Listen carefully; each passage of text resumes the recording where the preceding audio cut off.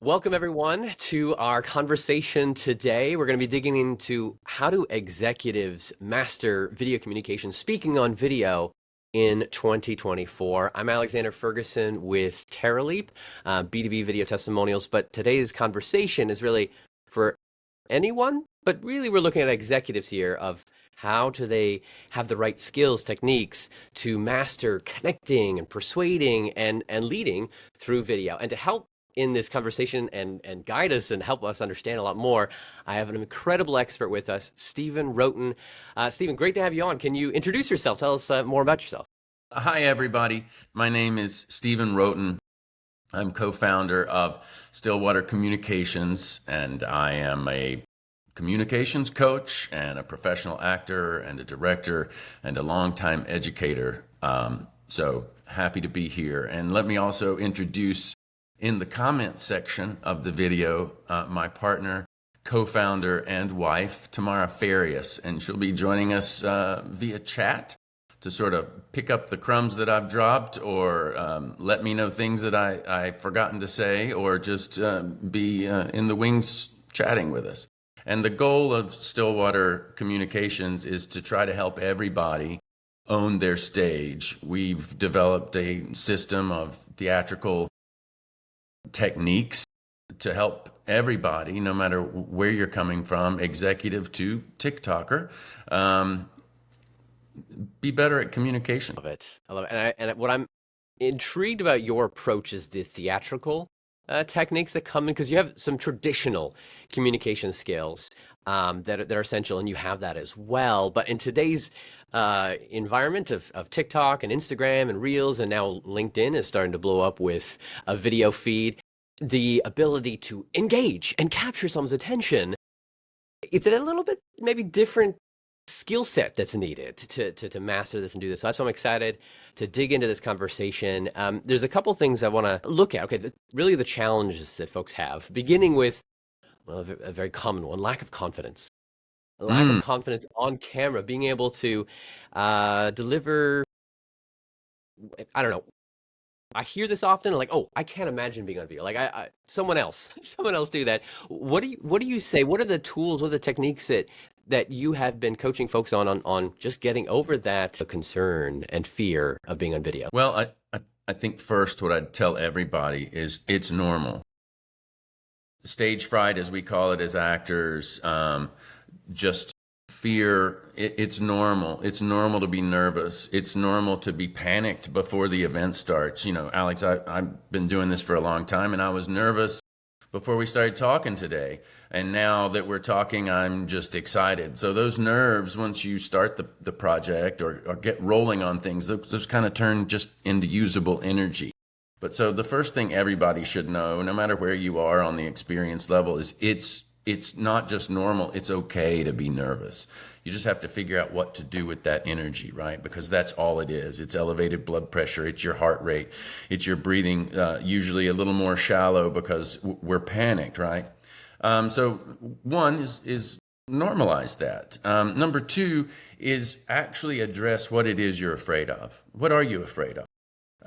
In a video presentation, we're looking at a two-dimensional sort of artifice that's here. As I'm speaking to you, I'm choosing to look directly into the lens of my computer so that I'm speaking to people. But the other thing is I'm not watching myself talk in this little video window. I don't want to see that.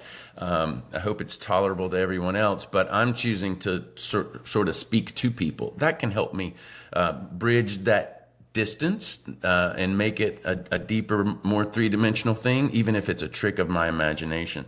So once you've figured out what you're nervous about, are you nervous of failing? Are you nervous about not being able to communicate your ideas? Is it all of the above?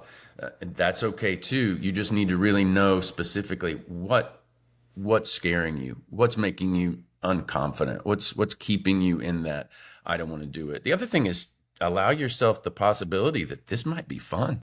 This could be a conversation that I enjoy having with someone. The other sort of thing to think about is you've heard that phrase, fake it till you make it. Really, what that boils down to is just project confidence, even if you're not. Have good posture. Allow your facial mask to be energized and your eyes to be open, and smile. Smiling is an important thing. And again, try to have fun, and you'll find that physiologically, once you're doing all those things, your shoulders start to drop a little bit. Your breathing deepens a little bit, and you actually, the more you smile, the more you really do enjoy the thing that you're doing. Gosh. Confidence in anything is a mind game. And there's also some tips and tricks that in this really false thing that I've got, that you and I are talking to each other over many miles, and that what we're missing is that human connection. So people that are good at one-on-one, you can also be good in video. You just have to really imagine yourself talking to that person. And even though I'm looking in the video lens, Alex, I can see you enthusiastically are there with me. You're nodding, you're smiling, and that helps me know, oh, I'm communicating effectively with Alex, and I'm making my points clearly. Yeah. There's The a next, lot.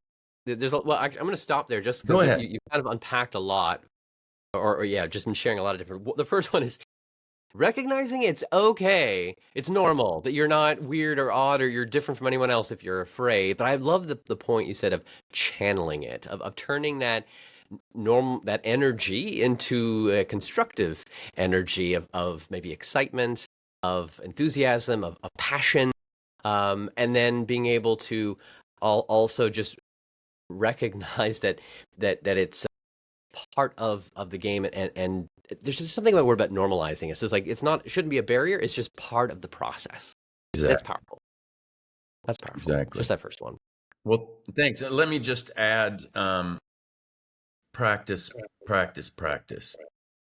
The heart of Yes. any theatrical production or artist's life, and what should be part of you if you're going to be a video presenter, is you have to practice. You have to write things down and speak them aloud. A lot of people think, if I'm just going over it in my head, I've done it.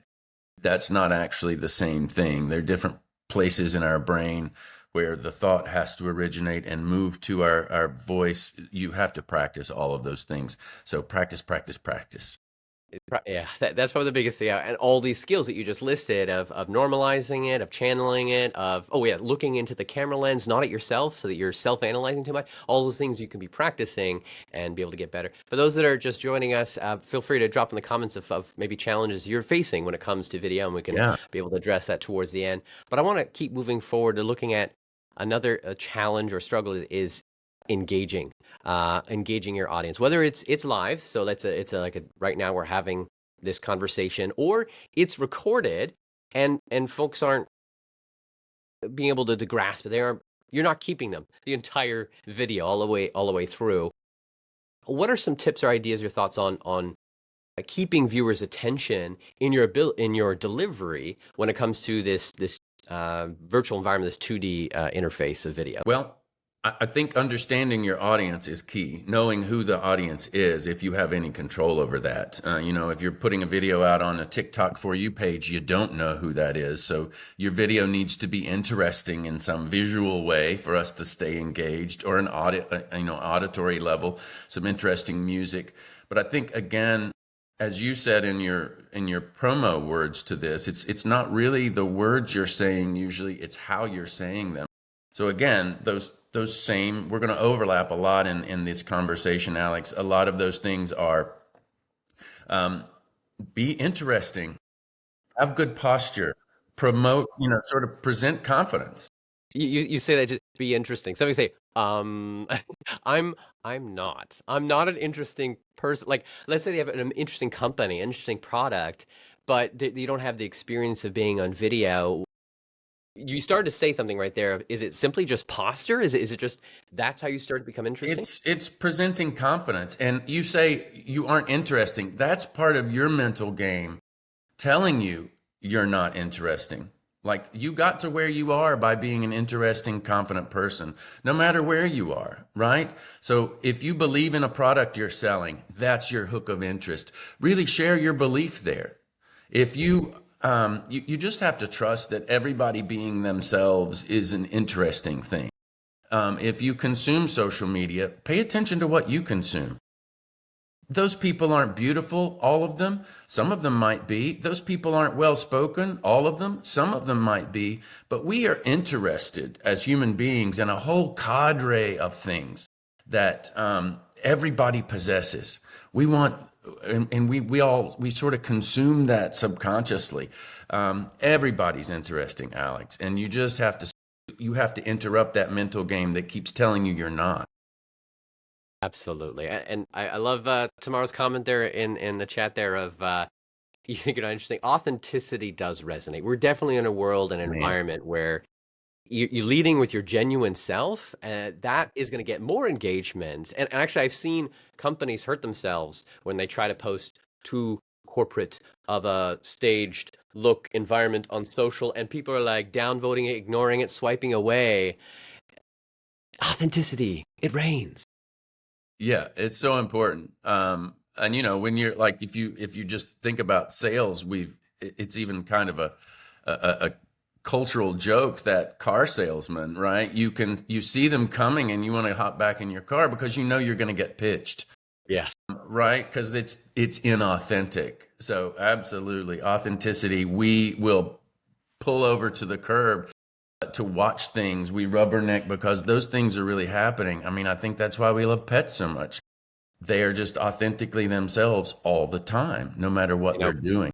pet videos, they perform really well. So that should tell us something that There just you they go. are what Put a they are. pet in your video, and you'll Everything succeed. else become more genuine. Coming back to the like getting engagement and particularly in a recorded video where this 2D flat, you don't have that visceral in-person feel. I've heard this saying. I'd like you to tell me if this is true or not. That on video sometimes you have to over animate sometimes to be able to come across with the same level of energy than if you were in person. Can you talk about like the changes and the duality of that in person versus video and having to overcome that? Sure. I think what you're talking about in actor speak is scale, the Mm, size of what you're doing. I think there's different ways of thinking about that, and part of that is the understanding the medium you're in. mhm. Understanding, we're fairly close. If I'm looking at like a typical Zoom experience or your Riverside app here, which I love, by the way. um, we're talking heads, literally, right? You're seeing my shoulders, you're seeing my head. I'm giving you just enough visual imagery. You can kind of see my gestures below. I don't want them up here, but I do want some sense of animation. If I was doing our conversation live, Alex, and I've seen you do live presentations, I'd be moving around. My whole body would be engaged. I'd be gesticulating larger. I'd be, fully using the space. You kind of have to scale it down to what it is. I think there is a danger of being too animated, and that pulls you out of being authentic. But I think as long as you are really doing, and you can just look at the differences between you and I, when you're speaking, Alex, you're really engaged, you're really enthusiastic, your face is alive, your gestures are happening, and that's appropriate not only to your frame but to you, Alex. And I know that because I've known you for years, and you are that energetic, enthusiastic, exciting person. You I make think an you interesting have to. point that the energy level you can play with it based on your environment scale, but it's also tied to you as a person. I think about some of the folks I see on social media, and there's certain individuals that are extremely emotive, and there are others that it's almost their brand To to not be, stillness. Yeah. and Yeah. they don't. Yeah. And again, as long as that's who you are, and you are telling us that in a truthful way, that's all we need. We're very quick as human beings to understand authenticity and truthfulness, and we will watch that. I think it also varies depending on what you're trying to do. If you're motivating your sales team, you're going to want to pump them up and energize them. If you're talking to the board of directors and you're prompting them about a bad quarter, that's going to be a little bit different delivery, and you're going to want that truthfulness to match maybe a lower key presentation. Yeah. There's that tone and energy definitely needs to vary as based on the environment and who you are. I want to keep moving forward. Another challenge that a lot of executives have concerns over, or even a lot of marketing friends that I have, is delivering a message on video, but it's not converting. It's not actually. Uh, People aren't taking the next step that you want them to do. So, what are some thoughts or tips around being able to communicate something in a persuasive way that someone says, "Wow, I want to buy the product, I want to invest, I want to take the next action." How do you bring that persuasiveness into your delivery? Well, I think first, and again, this is our theatrical approach to things, is identify your objective clearly from the beginning as you're creating this presentation or this sales pitch or this video, whatever that is. Just make it very clear in the creation phase of what I'm trying to do. I want people to subscribe to my channel. If that's your guiding principle as you're putting it together, you're going to be much more likely to be successful in the delivery of that. I think you're always going to be more successful in what you're trying to accomplish. And again, we're going to overlap in being really genuine. That, I've seen the video, smash that button, push that, subscribe to me now. I think you're going to be less successful in that way than you are by telling them why they should do that call to action. I think putting that call to action at the end of the thing that you're creating is important. Instructing the viewer in what action to take if they are willing to do that. And practice, practice, practice. Yes, practice and all of my marketing friends there. It's about testing. Testing. Try this one and try this way. A lot of times it's figuring, okay, where in your message, where are you delivering that call to action? Where are you trying to convert? And if you're talking about the subscribe or like, there's sometimes you drop the hints throughout. For instance, if you're listening to this, I'm going to let you know that Stephen has a great bonus tips that he's going to give away. If you want access to those tips, just hop in tips and we'll get you a link to it. But it's throughout your conversation, be able to to drop in those engagement points. Well done, Alex. And that was done so authentically and naturally. I want to subscribe myself. One more thing just to add to that last comment, and then I'll let you take back over, is in today's digital world, almost all of these platforms that you're working on have analytics in them. And you can post something and you can go through and see exactly when you've got the most interest from your audience. You can see when there's participation. Those are the things you want to recognize and highlight and do again and do better and more in the next posting and the next posting after that. Always testing it and seeing what works and be able to double down on that. So another element of delivering on video is handling high stakes situations, environments. This could be maybe less on the recorded side, but maybe more of a live conversation when it comes to presentations or pitches. How do you maintain your composure and your confidence on camera? It can be very daunting in those environments. So what are some suggestions or techniques that you have for those environments at times? Nerves are okay. Right back to the first bulleted point on our first conversation piece. It's okay to be nervous. It's important to you. It would be weird if you weren't nervous since it's such an important high stakes moment. Alex, the most following that advice to self is that it's okay. The most important thing you can do is to breathe. Breathing does a lot for us physiologically. It lowers the blood pressure. It can let tension go. Tension is the biggest factor in being a poor communicator. There you go. Let it go. Let it go. But just breathing deeply a couple of times before you start. I sat down in the chair today, and before we started talking, I just took a couple of deep breaths. And that kind of activity just really sort of centers you. And probably the most important thing it does is it helps still the mind, STILL. one of the things that gets in the way of communicating effectively is our minds are racing farther ahead than our mouths can possibly keep up with. And they're not always singularity oriented, right? They're not always pointing us towards our objective. There's a lot of other different things that are happening. That breath will help keep your mind still and let you do what you need to do. So that's super important. Don't forget to breathe. We all do it. And if I take a moment to breathe and think, we're going to be okay. Allow yourself to have pauses or silences. In our modern culture, we don't like that very much, or we think we don't like it. And that's why a lot of speakers, a lot of people use placeholders. Silence is better. Just take a second. You're also allowing your audience to sort of catch up. Think about what you just said as you're thinking about what you're going to say next.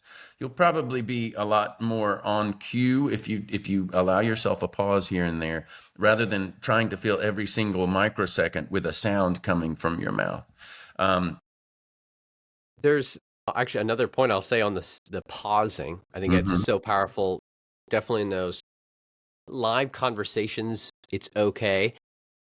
But also for recorded video, giving a pause allows edit. Much easier to edit that moment later. Right. Not feeling like you need to ramble on. I struggle with this sometimes myself. I have so much energy and I just want to get it all out, and then I'm stumbling over my words. And there's no clean place to then edit the video later. Production side, folks, that's important. Yeah. Editing's everything in this day and age. But that tip on breathing, I mean, that's huge, that it makes such a big difference in just even in the middle of a conversation, or ideally at the very beginning, will set a completely different tone in your delivery. Yeah, and especially when it's deliberative, right? Again, because everybody knows what you're doing, and they're probably going to breathe along with you as you watch somebody breathe. It's one of those interesting things about these physiological tools that we have as humans, because we've evolved to communicate.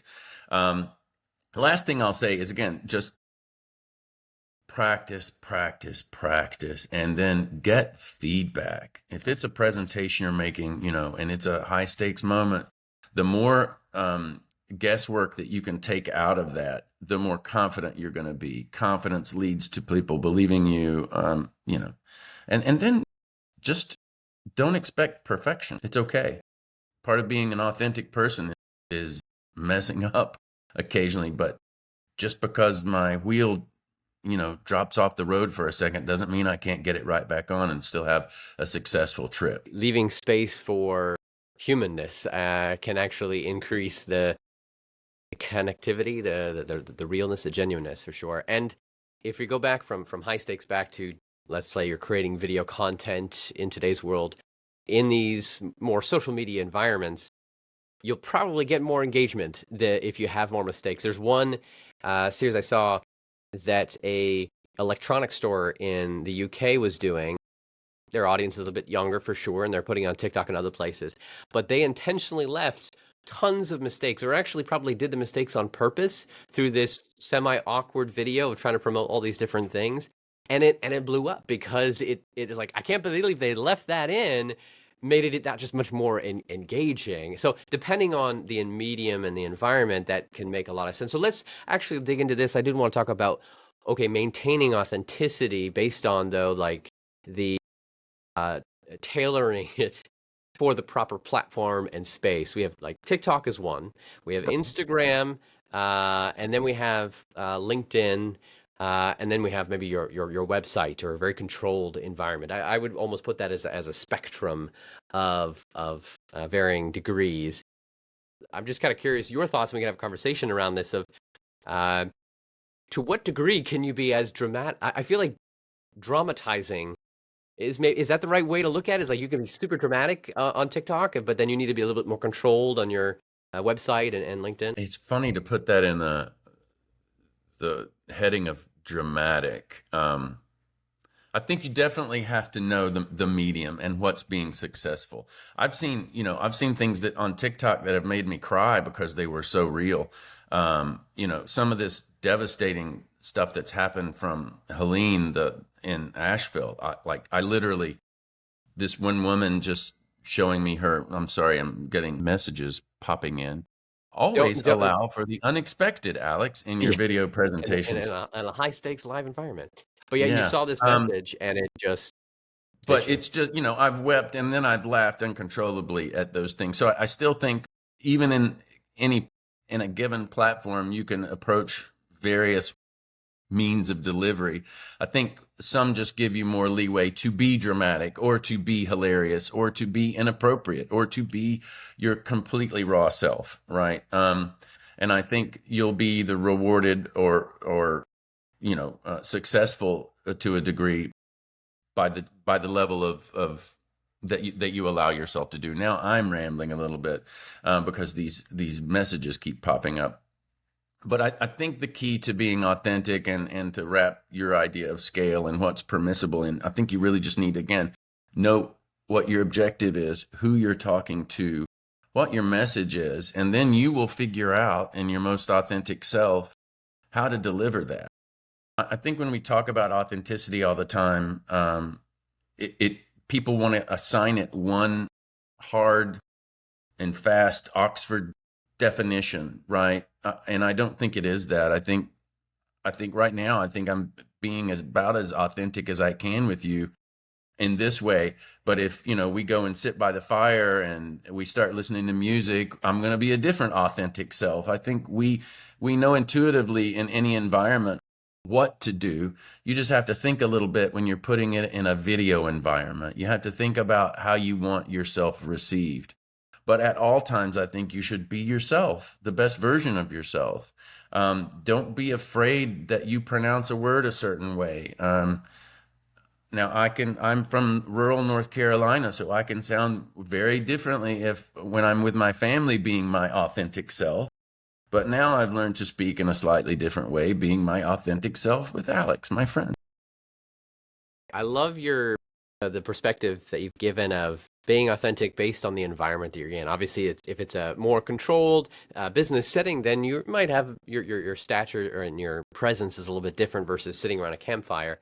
But let's say you're capturing video, just make sure, yeah, you set the setting that you are in. Don't it matches for anything. But I feel like in today's environment that we're in on social media, we can be sharing content that's even more relaxed environment. So then being open to delivery of in those environments is okay. I want to transition to once more on the theatrical techniques because I think it's fascinating to be able to pull in more of that into the business environment. I mean, you've done a lot of coaching for stage and for acting.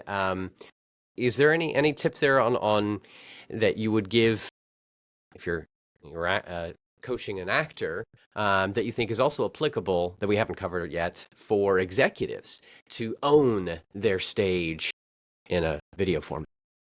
Right. Well, that's part of our marketing is to be cutesy and say own your stage, but we really are talking about everybody's stage is the important thing that they need to do. So whether it's a boardroom, whether it's a presentation to 400 members at the quarterly meeting, whether it's to the board of directors, whether it's a student at a college interview, everybody's stage is going to be different. And the theatrical training that's applicable here is really applicable everywhere. The same as in this video. We're coaching confidence, we're coaching authenticity, but we still always start with objective. So identifying what it is you're trying to do. Then we move into action, and these are all actory, theatery words. But when we apply them to public speaking, action becomes familiarity with the material you're trying to present. What's the arc of the story that you're telling in this specific moment? Then we have rehearse, rehearse, rehearse. Nothing can duplicate the success you will have like practicing. And you have to do it more than you think you have to do it. Quick little anecdote for you. I just closed a show as an actor at Firebox Theater. The play was called Dancing at Lunasa. My character had these pages long monologues. At 55, memorizing things has become more challenging, I'll say. But I muttered around in our house for days on end, repeating those monologues over and over and over again. I could do them in my sleep. Every night, regardless of how well I knew those monologues, I still had a moment where I forgot where I was. But because I was so familiar with the material, I was always able to pick it up and salvage it. And things happen in the real world. Things happen to us, like my my message dinging right in the middle of our live video. That had an impact on me. But I hope you'll go back when you watch this and think, oh, Stephen recovered okay, because he was familiar with where he wanted to go.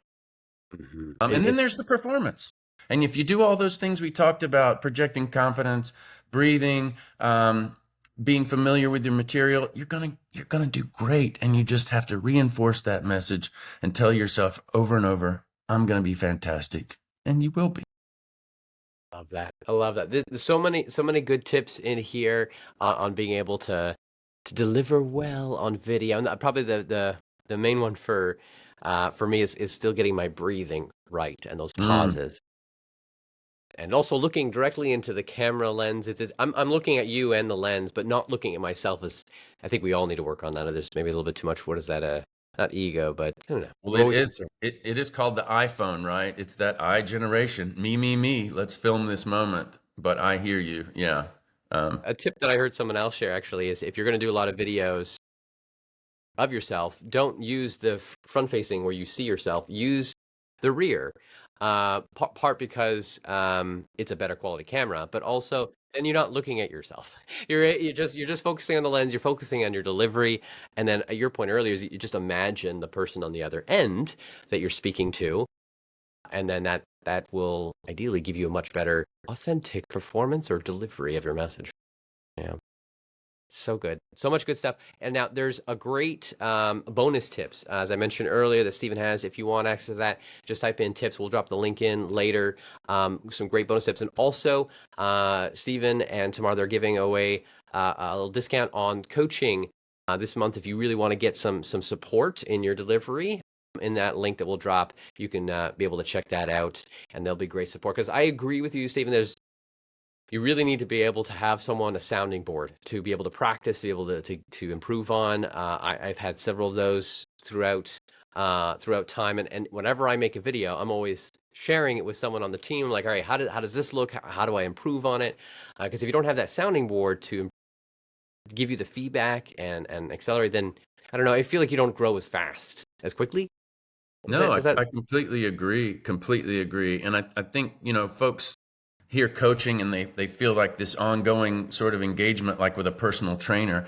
It can be that. But if you're someone that's terrified of this or terrified of presenting any kind of material in front of people, you'd be amazed at how much just one session with somebody, what kind of a confidence boost, what kind of tips and things they can give you to correct so much of that behavior, and really dramatically improve how you go about even just at the fundamental level of just basically thinking about these things. It can be really, really important, even with just one sort of session with someone.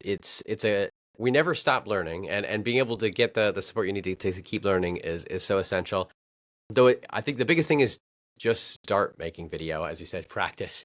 Don't wait till you're perfect. Just start creating these videos, and I don't think it's optional for executives, for companies anymore, to be getting their team, to getting their sales team, their founders on video, and definitely their customers, which is what we do at TerraLeap, getting customers on video. I feel like just that authenticity of just a real message, real person, is going to be more valuable than the most scripted, perfectly delivered piece possible in today's world. Yeah, there's no replacement for that, because it again, it strikes that chord.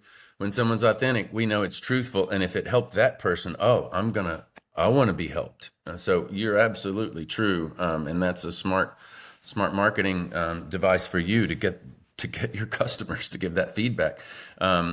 That's why Amazon wants you to leave product reviews. The reviews, they're powerful getting the customers. Yeah. Well, for those that do need support when it comes to video testimonials, you can check out Terraleap. But if you need help with your own ability or a team member, an executive that you know, your delivery on video and your performance of that, reach out to Stephen and Tamara at Stillwater Communications, and they'll be able to help you there. Thank you for joining us. Thank you, Stephen, for sharing your insights today. This has been wonderful.